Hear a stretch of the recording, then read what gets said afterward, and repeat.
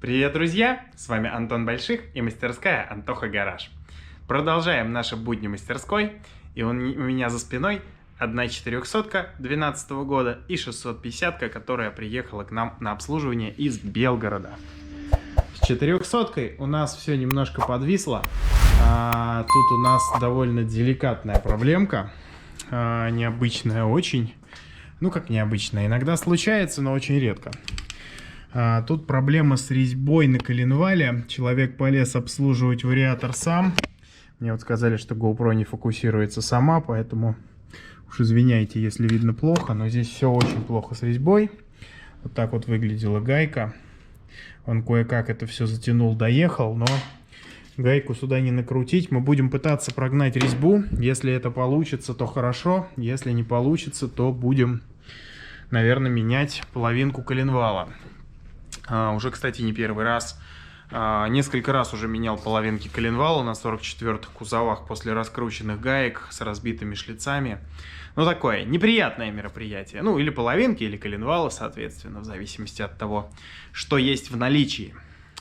Вот. И вот интересненькая такая вот 650-очка к нам приехала.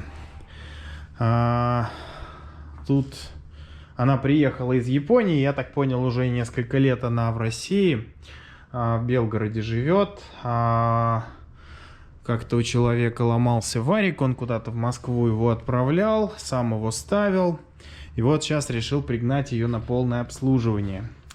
И вот сейчас я вам расскажу про один расходник, о котором многие даже не знают.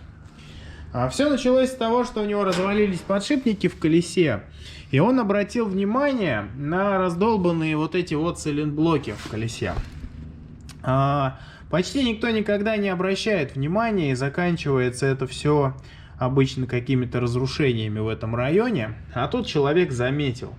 Вот мы их уже выковырили, но состояние, то есть никто сильно не запаривался их ковырять, то есть они вот были уже такие все порванные, замученные, убитые.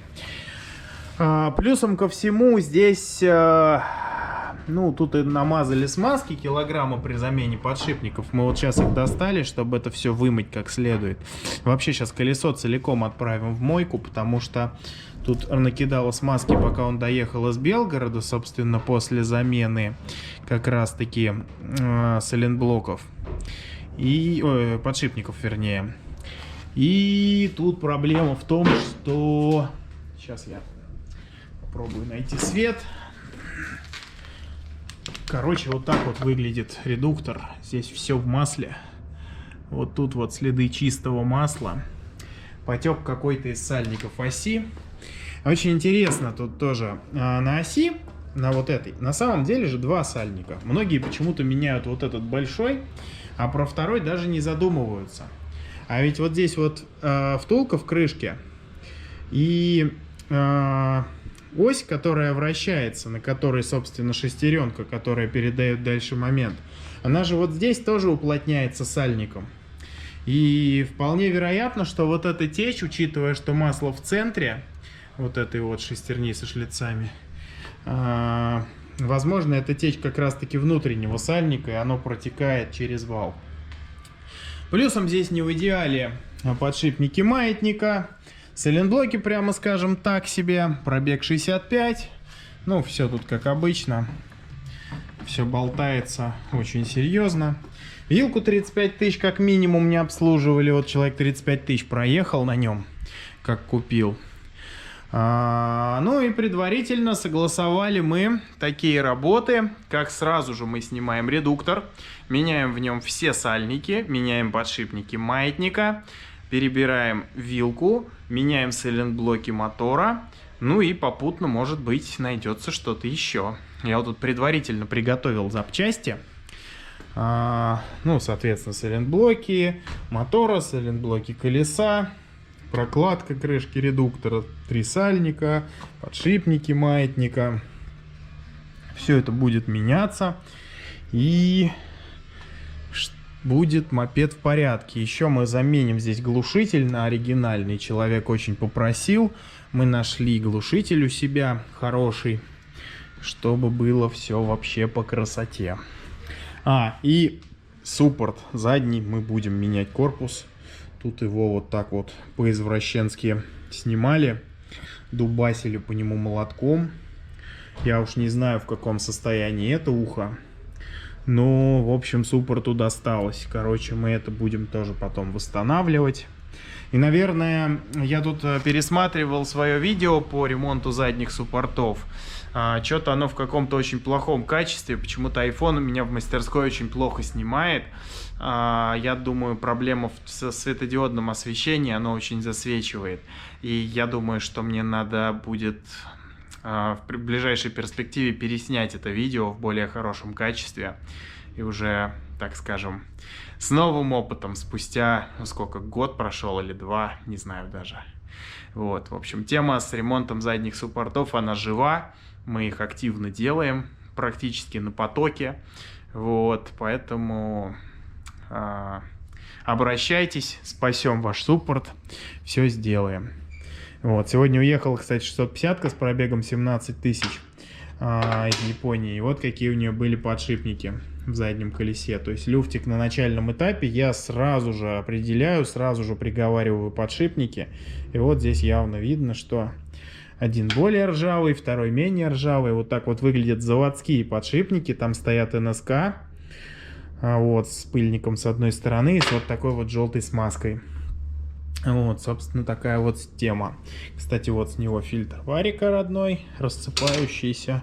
И вот с него патрубки воздушного фильтра замененные.